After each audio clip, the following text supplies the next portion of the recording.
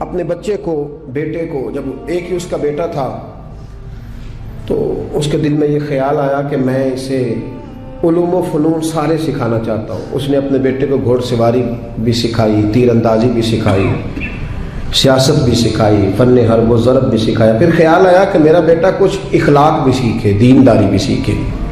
ایک درویش تھے شیخ حسن، ان سے کہا کہ حضرت میں چاہتا ہوں کہ میرے بیٹے کو گھر آ کے پڑھا دیا کریں۔ توجہ ہے میری بات پر؟ میرے بیٹے کو تو حضرت فرمانے لگے کہ اگر تیرے بیٹے نے پڑھنا ہے تو میں نہیں گھر آؤں گا، وہ میرے گھر آئے گا۔ تو وہ کہنے لگا حضور میں بھی دیکھ ہی رہا تھا، مجھے بھی ایسا خوددار عالم ہی چاہیے تھا، خوددار عالم چاہیے تھا۔ بہرحال حضرت کے گھر وہ پڑھنے جانے لگا تو مسلسل 6 سال وہ طالب علم پڑھنے گیا، اور عام طالب علموں کے ساتھ اس شہزادے نے بیٹھ کر تعلیم حاصل کی۔ جب تعلیم اس کی مکمل ہو گئی، وہ مکمل طور پر فارغ ہو گیا، فنون اس نے پڑھ لیے، علم و ادب اس نے سیکھا، اخلاقی باتیں اس نے سیکھی، دین کے حوالے سے ضروریات سے حضرت نے اس کو آگاہ کیا۔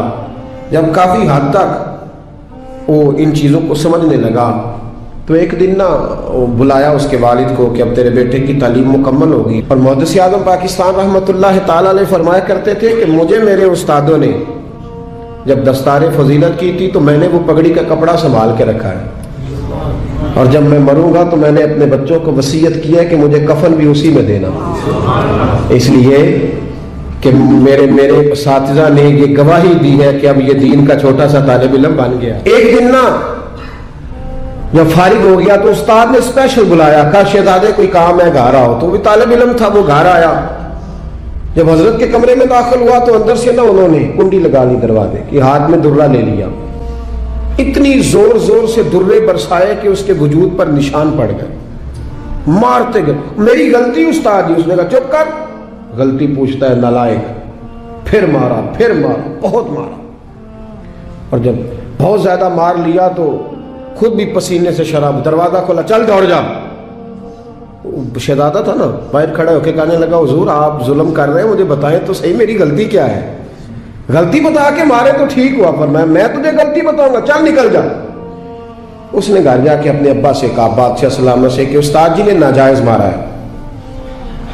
بادشاہ سمجھدار تھا، کہنے لگا بیٹا جو قومیں اساتذہ کو کٹہروں میں کھڑا کرتی ہیں وہ کبھی کامیاب نہیں ہوتی، استاد کبھی ناجائز نہیں مارا۔ اگر فزکس کیمسٹری کا ہو تو وہ ناجائز نہیں مارتا، لیکن اگر 8000 کا مولوی ہو تو پھر وہ ناجائز ہی مارتا ہے۔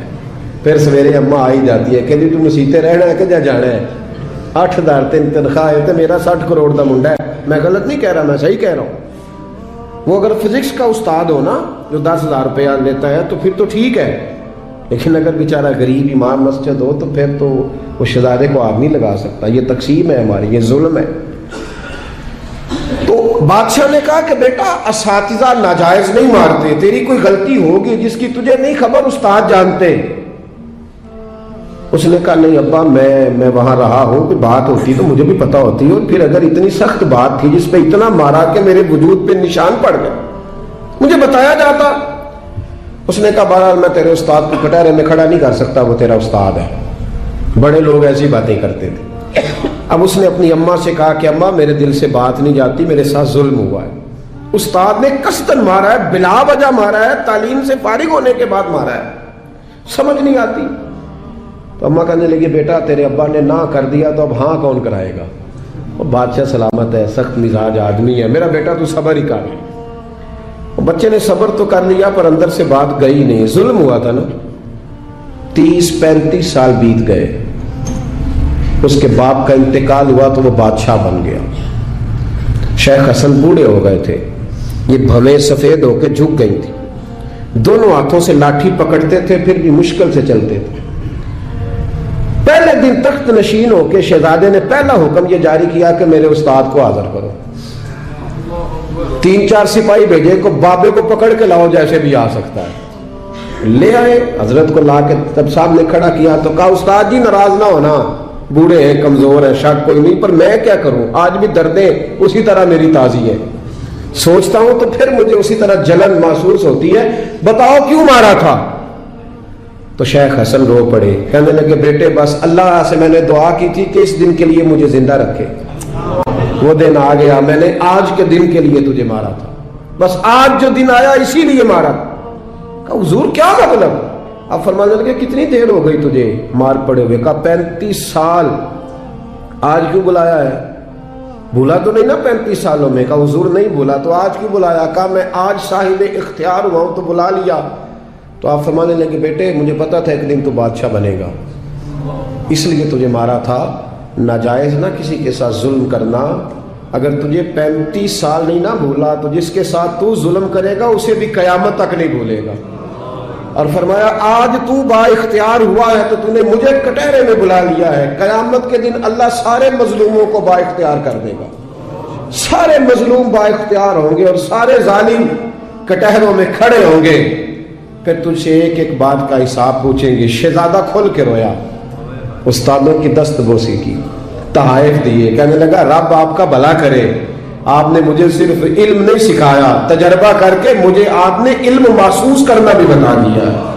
मुझे एहसास हो गया किस तरह कर कि भाई ये नहीं भूला करता, आप यकीन करें ये नहीं भूलता।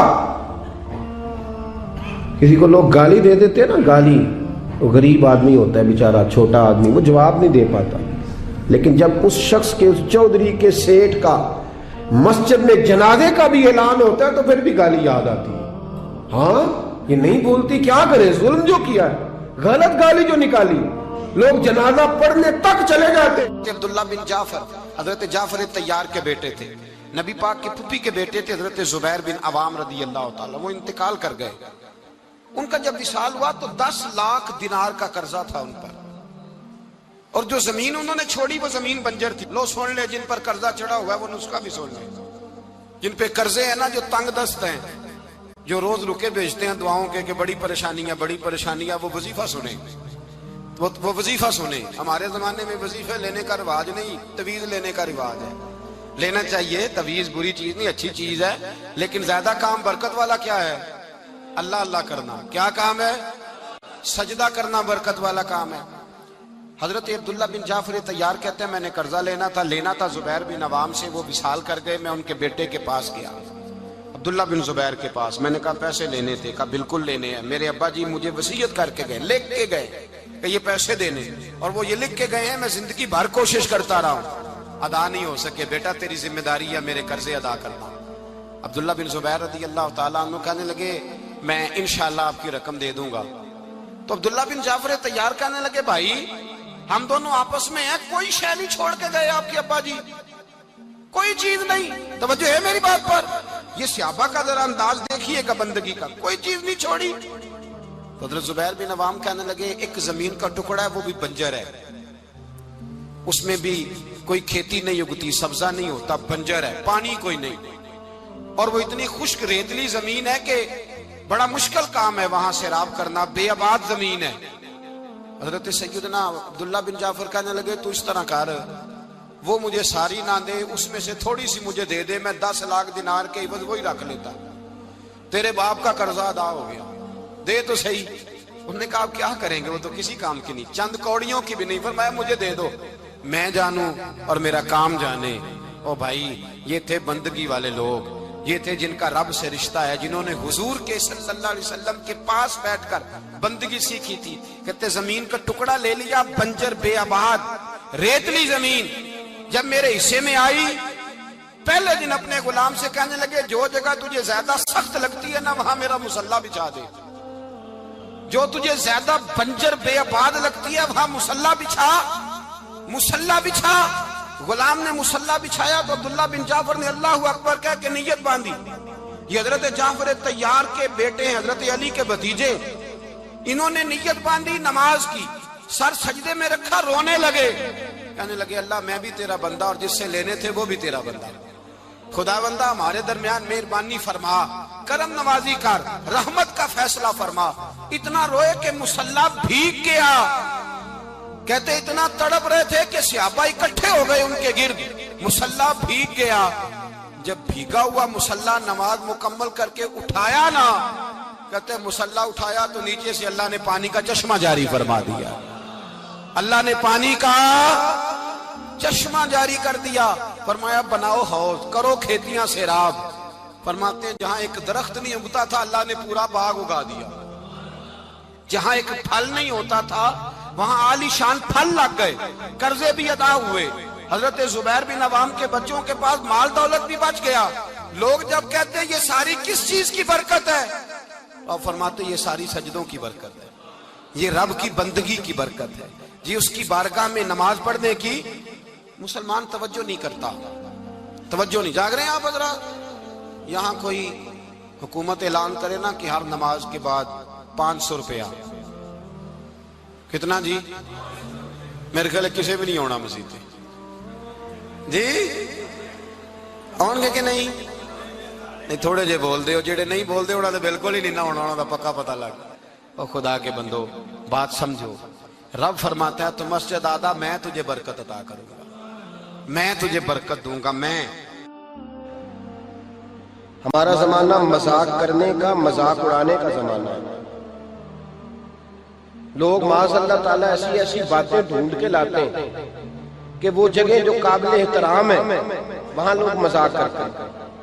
ہمیں اچھی صحبت کی ضرورت ہے، اور ہم بھی بڑی مخالفت کرتے ہیں۔ اب مجھے تو ایک اور فکر لگ گئی ہے، ہم بھی بڑی شدت کے ساتھ مخالفت کرتے ہیں جھوٹے پیروں کی، غلط لوگوں کی، کرتے رہتے ہیں۔ لیکن اب فکر لگ گئی ہے کہ جھوٹے پیروں کی مخالفت تو بڑی ہو گئی، سچوں کی حمایت کا وقت بھی نکلتا جا رہا ہے۔ اب یہ مسئلہ بھی بڑا درپیش ہے۔ اب ہر جگہ نا ٹی وی پہ جو بندہ بھی آیا ہوا ہے اس نے ایک جعلی عمل پکڑا ہوا ہے، اخبار پہ خبر لگی ہے تو ایک جعلی آدمی پکڑ کے لایا ہے۔ میرا دل کرتا ہے اس کو پکڑ کے ایسے آستانے پہ بھی بٹھاؤں جہاں روز رسول اللہ کا دین پڑھایا جاتا ہے۔ وہاں کوئی انٹرویو تو نے کیوں نہیں کیا بھائی؟ وہاں کیوں نہیں گیا جہاں روز ایک شیخ الحدیث بیٹھ کے حدیث پاک کا درس دیتا ہے؟ اس پیر صاحب کے پاس تو کیوں نہیں گیا جس کے آستانے پہ کبھی کوئی بی بی آئی نہیں؟ میری بات کا سمجھ آ رہی ہے آپ دوستوں کو؟ یہ میرا سوال ہے پورے میڈیا سے، پورے میڈیا سے میرا یہ سوال ہے کہ میرے بھائی جعلی عمل تو پکڑ کے لایا ہے، تو جامعہ نظامیہ کے اندر داخل کیوں نہیں ہوا جہاں زمانہ بیت گیا میرے نبی پاک کی حدیث پڑھائی جاتی ہے؟ وہاں جا کے تم نے اساتذہ کا انٹرویو کیوں نہیں کیا؟ وہاں تو کیوں نہیں پہنچا؟ وہ لوگ بھئی برا آدمی تو تو نے معروف کر دیا، اچھے آدمی تک تو کیوں نہیں گیا؟ جانا چاہیے کہ نہیں جانا چاہیے؟ بھئی ہمارا بھی عجیب ماحول ہے، عجیب رنگ ہے، عجیب طرز زندگی ہے۔ ہم لوگ چلے بریلی شریف کا آستانہ تو بڑا دور ہے، میں یہاں کی مثال دیتا ہوں۔ آستانہ علیہ سیال شریف چلے جائے، مرکز ہے نا ہمارے یہاں، مرکز ہے نا، رسول اللہ کے دین کی بات بتائی جاتی ہے، نبی پاک کے۔ آپ نے دیکھے وہاں سرکس لگتی ہو، جھولے لگتے ہو، بولے نا، تو آپ میڈیا کو مشورہ کیوں نہیں دیتے کہ ادھر بھی ایک چکر لگا کے آؤ؟ کیوں نہیں مشورہ دیتے آپ؟ شرک پور شریف ہے، حضرت کیلہ والا شریف ہے، حضرت کرما والا شریف ہے، یہ میں آپ کو وہ والے آستانے گنوا رہا ہوں جو آپ کی رینج میں، ورنہ آپ اس سے باہر جائیں گے تو آپ کو بڑے بڑی خیر ملے گی دنیا میں، بڑی بڑی خیر۔ سارا میڈیا بھاگ کے چلا گیا اس آدمی کے پاس جو جعلی تھا، جو عورتوں کو لوٹتا تھا۔ حضرت مولانا ابو داؤد صادق صاحب کے ادارے میں کیوں نہیں گئے؟ وہاں کیوں نہیں گئے؟ کیوں نہیں اس جگہ گئے جس شخص نے اپنی ساری زندگی گزار دی ہے، کسی بی بی کا منہ ہی نہیں دیکھا؟ ادھر کیوں نہیں گئے تم لوگ؟ خیر کی جانب سفر کیوں نہیں ہوا؟ اب اس قدر زیادہ ایک منظم طریقے کے ساتھ اہل اللہ کو بدنام کیا جائے۔ مصطفیٰ مصطفیٰ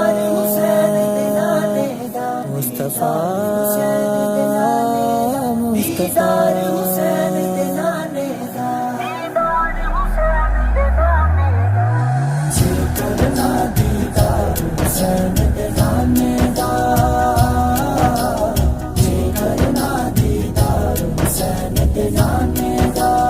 ہو جائے عاشق یار حسین دے نانے دا،